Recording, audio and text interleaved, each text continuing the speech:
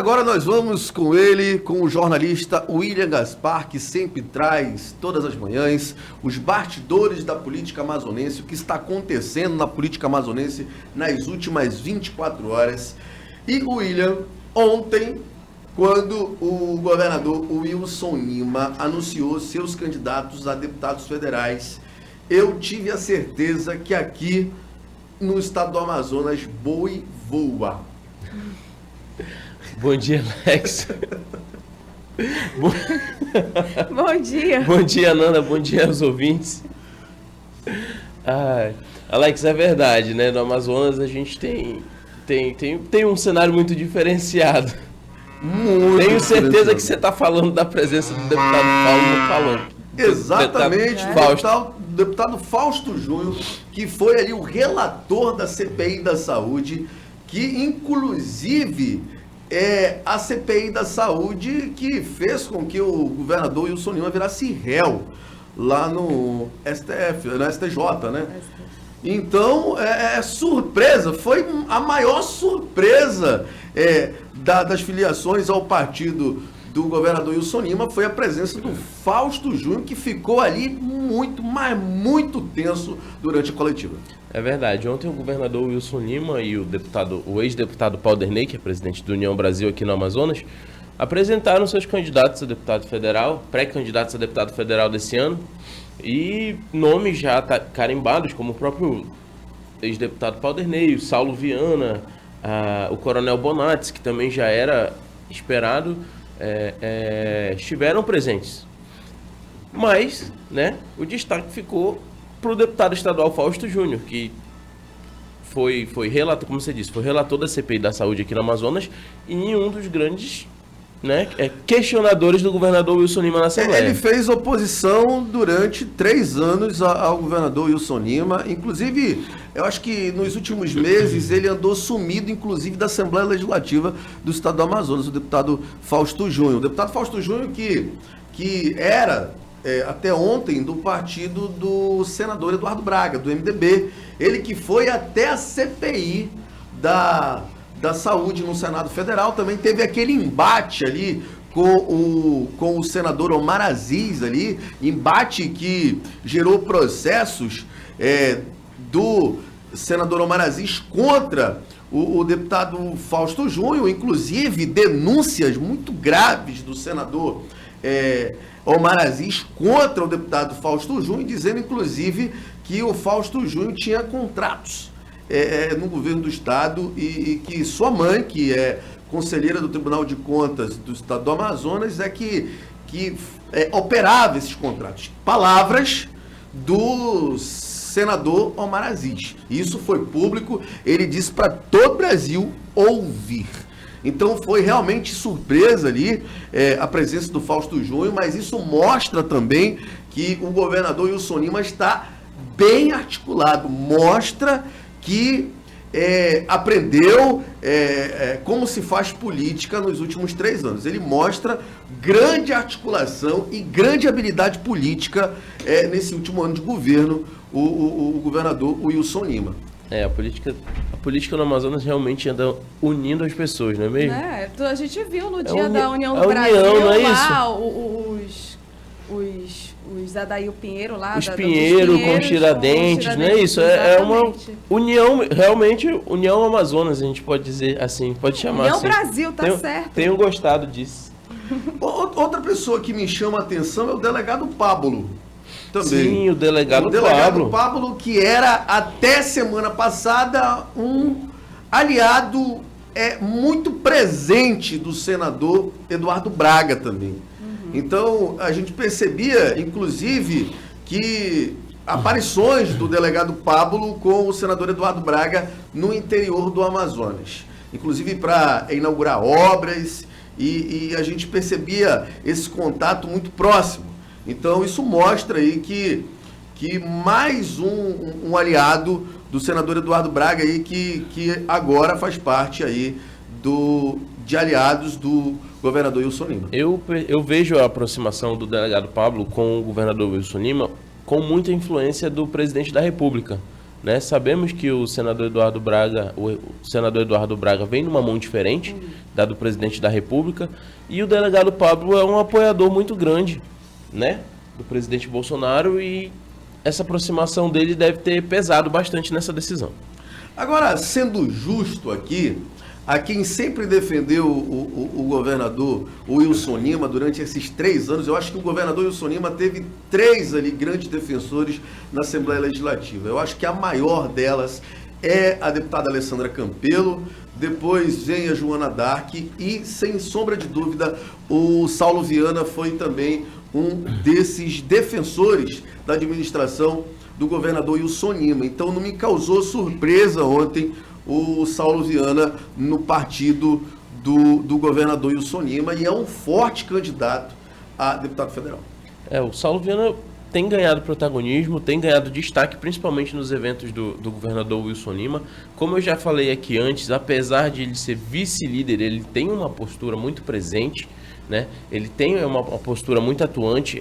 Tranquilamente onde você encontra o governador Wilson Lima, tranquilamente você encontra Saulo Viana, entendeu? Eles são muito alinhados, eles conversam muito. Então acho que essa proximidade potencializou, inclusive, Saulo Viana para uma pré-candidatura a deputado federal. Exatamente. E também eu gostaria de destacar aqui entre as mulheres a delegada Emília Ferraz, que foi a primeira, né, a comandar a polícia, a primeira mulher a comandar a Polícia Civil do Estado do Amazonas. Também é uma forte candidata aí do grupo do governador Wilson Lima a disputar aí uma vaga na Câmara Federal. E por falar nisso, tem bastante mulheres, né, nessa chapa para deputado federal. A gente tem uma bancada coletiva, a gente tem a Leda Maia, que é secretária executiva lá da Sejusc, né? A gente tem a própria delegada geral, então é uma chapa bem diversificada. Muito mesmo. Muito diversificada e, enfim. Legal. Olha, Negão de Casa Nova, o ex-governador Amazonino Mendes ontem usou suas redes sociais para dizer que está no Cidadania. Nós já havíamos falado aqui que o caminho natural do ex-governador Amazonino Mendes seria o Cidadania. A gente acertou aí na mosca, e como diz aí o ditado popular.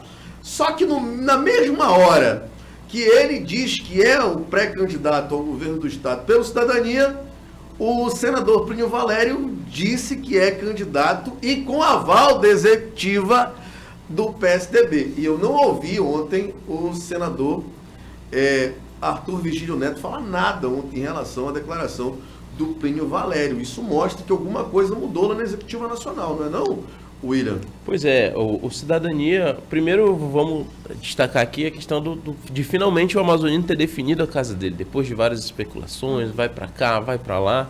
Eu já estava pensando que ele ia pôr avante.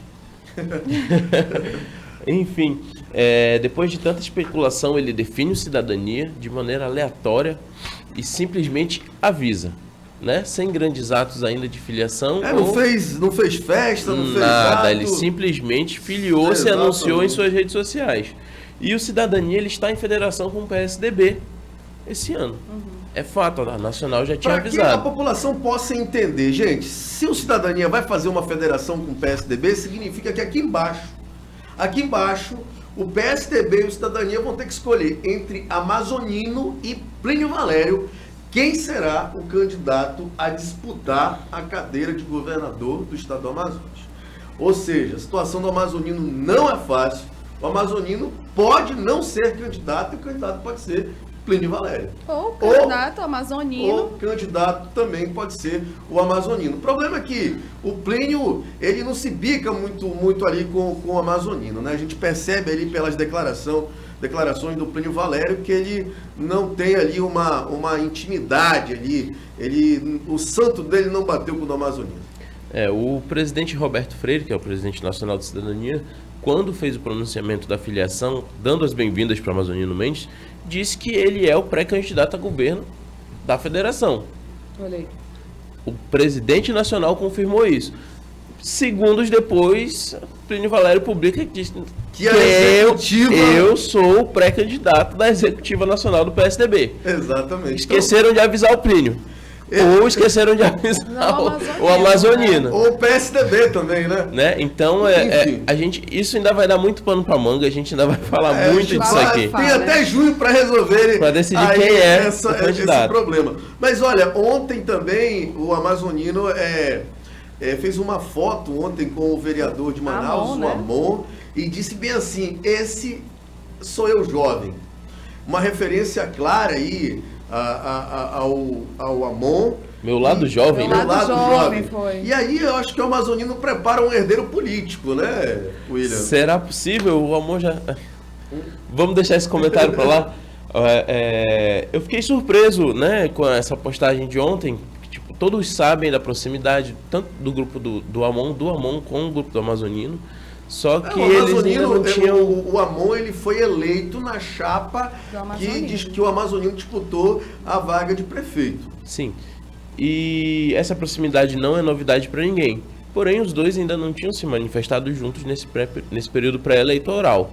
Ontem, como a gente ia conversando, do meu ponto de vista, se ele tivesse idade, ele era o candidato a vice. Eu não tenho dúvida que o Até candidato a a vice-governador do Amazonino seria o Amon se ele tivesse 30 idade. anos. A idade mínima para ser candidato a vice-governador é de 30 anos e para ser senador 35. Então o Amon falta pelo menos uns 11 anos para sonhar com esse cargo aí. Vamos ver como é que vai ser a passagem do Amon pela Câmara Federal, porque eu acho que o Amon aí é um forte candidato para ser eleito deputado federal. O avante do prefeito Davi Almeida vem com uma chapa muito forte para disputar a Câmara Federal. Ontem, por exemplo, se filiaram ao partido duas figuras de peso aí. O Adail Filho, que foi uma surpresa se filiar aí ao Avante, partido do Davi Almeida, ao Avante, e também o ex-prefeito de Manaus, e também ex-deputado federal, e que teve uma votação muito expressiva para o Senado da República em 2018, inclusive ficando à frente na votação do senador Eduardo Braga aqui na capital, Manaus. A votação do Issa Abraão foi muito expressiva na última eleição. Então aí, onde se filiaram no partido aí do prefeito Davi Almeida. O prefeito Davi Almeida, ele realmente deu uma engrandecida no Avante aqui na capital, Manaus, depois que ele assumiu, que foi o maior crescimento do Avante no país, praticamente, né? Ele tem nomes de peso aqui dentro, ele tem uma bancada forte na Câmara Municipal e ele tem atraído apoiadores de peso, como esses dois nomes que a gente está falando aqui agora.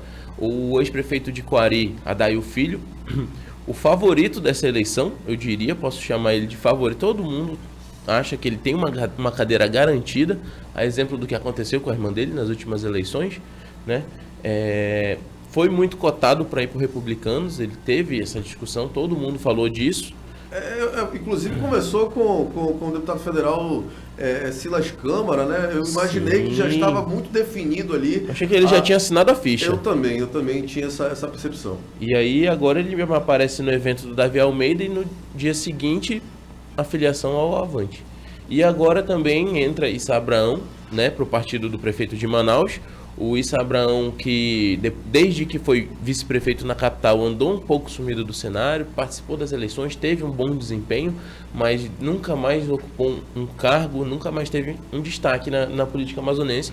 E agora ele vem como um dos protagonistas do Avante para uma cadeira.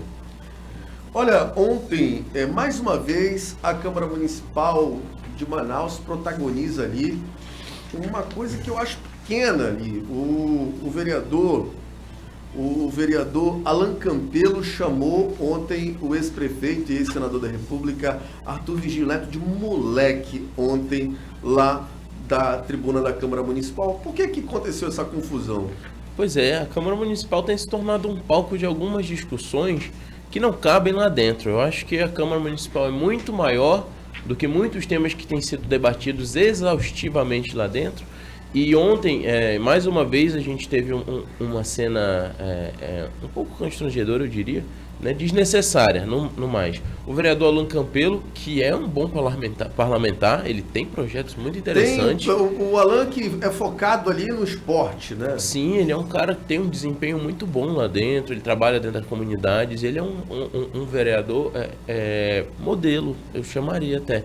Mas, porém, ontem ele chamou a atenção do ex-prefeito Arthur Neto por conta dos ataques que o prefeito tem feito a membros do Ministério Público, dos órgãos de controle. E nesse, um pouco exaltado, chamou o Arthur de moleque, disse que moleque é quem fica 8 anos na gestão e não resolve os problemas da cidade, transporte público, infraestrutura. Então ele se mostrou um pouco irritado mesmo. A gente percebe também que o discurso, o Arthur que já lançou a candidatura dele ao Senado Federal, a gente percebe que o calcanhar de Aquiles do Arthur, neste momento, como foi por muitos anos os camelôs, tu lembra? Sim. Quando ele foi prefeito pela primeira vez, agora o calcanhar de Aquiles dele é o enteado, né? Aquele fato ali que aconteceu na casa do enteado, que teve uma morte ali. Eu acho que isso vai voltar durante a campanha eleitoral. A gente já percebe nessa pré-campanha que os adversários aí do prefeito Arthur Virgílio Neto têm falado muito do caso aí do enteado aí que se envolveu naquela polêmica ali com a morte, infelizmente, do engenheiro. Com toda certeza, o caso Flávio vai ser utilizado a exaustão nessa campanha. Tenho certeza que os opositores dele já estão munidos e tem muito conteúdo para você atacar o ex-prefeito a respeito disso. E sobre o envolvimento, e para falar do envolvimento do uso da máquina, né, nesse caso, porque teve carro da prefeitura envolvido, teve servidor da prefeitura envolvido, então vai ser um prato cheio para quem quer atacar o ex-prefeito Arthur Neto. Exatamente. Olha, pela primeira vez a gente pode ter um negro que vai disputar o Senado Federal, né? A gente falava agora há pouco da representatividade feminina, né, na questão das deputadas federais. Sim. E agora a gente tem o primeiro candidato negro do Amazonas, pré-candidato no caso, né, à vaga de senador da República, né, o jurista e o ativista da causa negra, o Christian Rocha. Eu conversei com ele ontem, ele me mandou até uns áudios agora há pouco, eu não consegui ouvir. Ele está muito focado, né, na pré-candidatura dele, ele ainda não anunciou o partido, mas provavelmente ele vem pelo PSOL ou PSOL, como preferir, né, ele deve disputar esse ano e vem batendo nessa tecla da causa negra aqui no Amazonas. A gente inclusive entrevistou A gente entrevistou aqui. Ele já esteve aqui com vocês? Antes de ontem. Entrevistamos ele. Inclusive você estava aqui, William, que eu não lembra. Vi, eu acho que eu não encontrei com ele Você aqui. não lembra. Mas olha, a bancada em busca do Guedes e ainda a novela em relação à perda de incentivos da Zona Franca de Manaus. Parece que a promessa do presidente da República não vingou. Como eu imaginei que não vingaria depois daquela reunião que estiveram com a bancada. E agora, os nossos deputados federais e senadores, que esquecem um pouco o período pré-eleitoral nesse momento, porque tem coisas mais importantes do que isso agora, como a defesa dos incentivos da Zona Franca, estão reunindo, estão unidos, liderados pelo senador Omar Aziz, que é o líder da bancada, em busca do senador, em busca do ministro, para cobrar os incentivos que eles garantiram aqui da Zona Franca. E olha, para concluir aqui, nova presidência no TRE. Pois é, ontem, enquanto a gente falava, a gente não teve tempo, né? Mas enquanto a gente conversava, o Pleno votou e escolheu os novos desembargadores. O Jorge Lins para presidente e a desembargadora Carla Reis. Eles devem presidir aí, inclusive tocar as próximas eleições esse ano aqui no Amazonas. Eles devem tocar o TRE pelos próximos 2 anos. E não é fácil, né? E vamos esperar que eles tenham muita sorte e um bom desempenho, não é mesmo? Exatamente, porque eu acho que vai ser uma das eleições mais difíceis da história do Amazonas.